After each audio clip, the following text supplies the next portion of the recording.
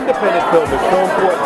You can't take the studio's money and have an independent vision. You got to have independent money to make an independent vision. Harlem Talk Radio brings you news and information and stimulating talk radio on the Harlem community. You know, I directed this one and I acted in it. I think each film is different. It's kind of like children in that they don't really come from you, they come through you.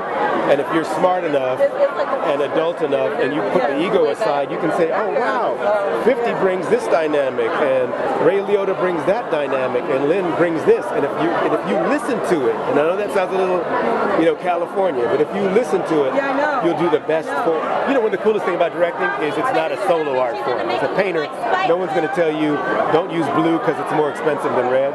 But as a filmmaker, you're dealing with sets and actors and scripts, and ultimately, you're dealing with people.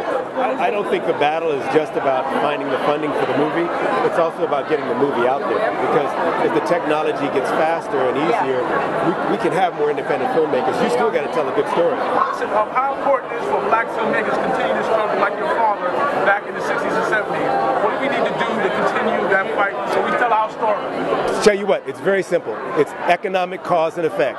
If you don't like what you're seeing, that the studios are supporting, you got to support with your dollar what you want to see more of. That's the bottom line.